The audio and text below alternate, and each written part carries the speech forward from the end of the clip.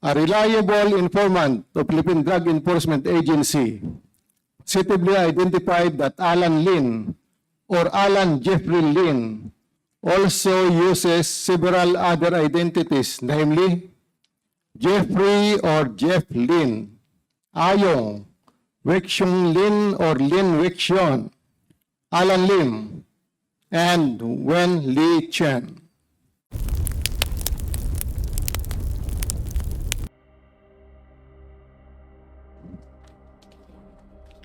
Mr. Chair, Your Honors, good morning.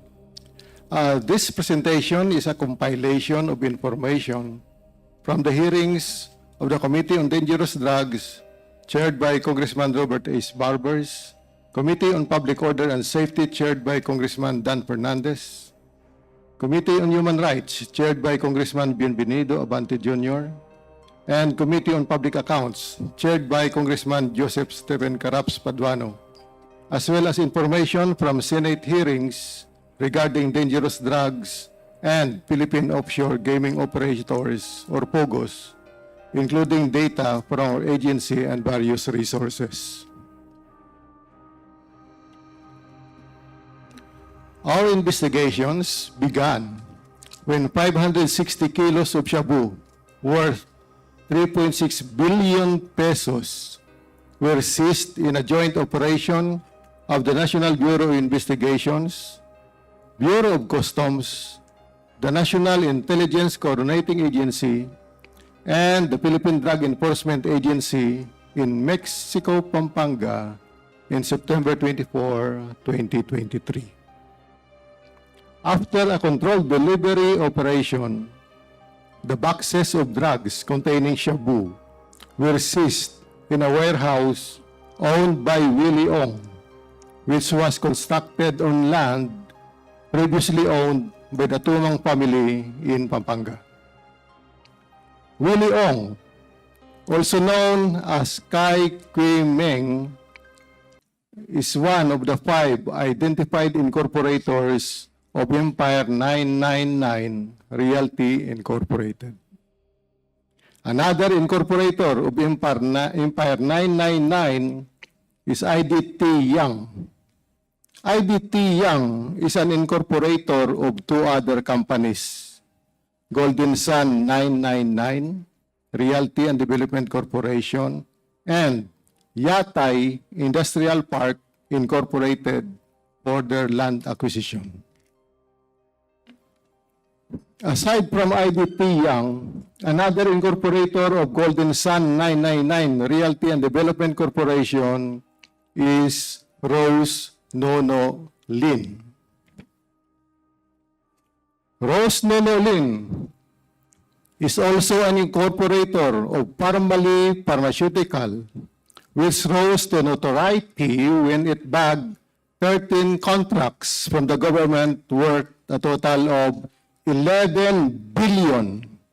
All supplies for COVID response during the global pandemic, despite having a declared paid-up capital of only 625,000 pesos. One co-incorporator of Rose Nono Lin in Parmalee Pharmaceutical Corporation is Michael Yang or Hong Meng Yang. Rose Nono Lin and Michael Yang are also co-incorporators of a certain Alan Lin in Piley Holdings Corporation. Alan Lin is the husband of Rose Nono Lin. A reliable informant of Philippine Drug Enforcement Agency suitably identified that Alan Lin or Alan Jeffrey Lin also uses several other identities, namely Jeffrey or Jeff Lin, Ayong, Wexiong Lin or Lin Wexion, Alan Lim, and Wen Li Chen. According to this informant, Alan Lin is a close friend of then Special Assistant to the President, Christopher Bongo. Alan Lin is a casino junket operator who is involved in the kidnapping of high-roller Chinese gamblers in Okada, Manila.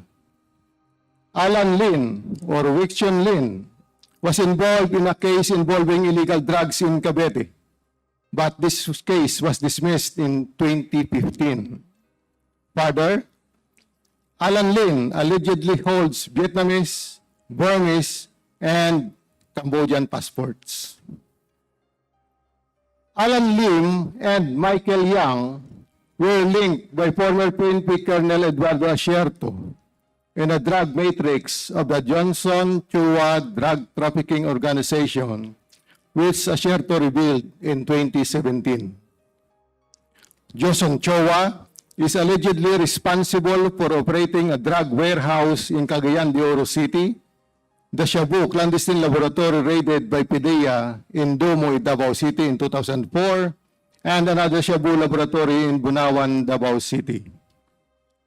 Michael Yang handled shipping requirements for Johnson Chua, while Alan Lim, who was connected to Yang, operated a clandestine Shabu laboratory in Cavite. Yang Jianxin, also known as Tony Yang or Antonio Maestrado Lim, is a sibling of Michael Yang. Tony Yang is allegedly the owner of a Pogo in Cagayan de Oro City and affiliated to Mr. Johnson Chua, the same Chua who is a known smuggler and implicated in the dismantled clandestine Shabu laboratory in Dumoy, Davao City in 2004. Hong Jing Yang is another sibling of Michael Yang. Hong Jiang Yang is also an incorporator of Fullwind Group and Piley Estate Group. The Presidential Anti-Organized Crime Commission provided information that Hong Jiang Yang and a certain Yao Sheng Kan transferred funds to the company Baoful Land Development Incorporated. Later, investigations revealed that the incorporator of Baoful Land is Alice Lial Guo, or Guo Waping, the former mayor of Bamban, Tarlac. Baoful Land Development Incorporated is the real estate company that leased its compound to the Pogo licensee Hongxing Gaming Technology Incorporated, later renamed Zun Yuan Technology Incorporated. According to Senator Risa Hontiveros, the money amounting to 3.3 billion pesos from Hong Kong, from Hong Jiang Yang and Yu Ching Kan was used to bankroll Hongxing Gaming Technology Incorporated. Hongxing Gaming Technology Incorporated built the Pogo Complex in Bamban, which was raided on March 13, 2024.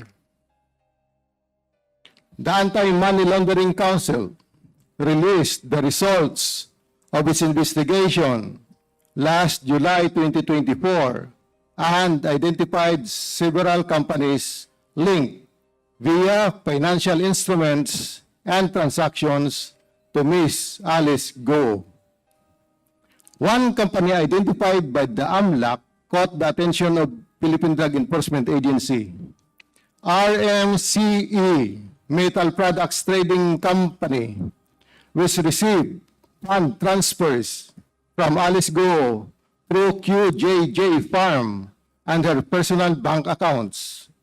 QJJ Farm is owned by Alice Go. RMCE Metal Products had been previously investigated by AMLAC and PDEA for having financial interactions with accounts of Concepcion in Chua and her husband, Ronnie Chua. The Chua accounts had been previously identified by PDEA as instruments used for money laundering by convicted Chinese drug lord Wu Tuan Yuan, better known as Peter Ko. These accounts are the subject of money laundering cases, even as Peter Ko is serving his drug sentence in Sablayan Penal Farm in Occidental Mindoro.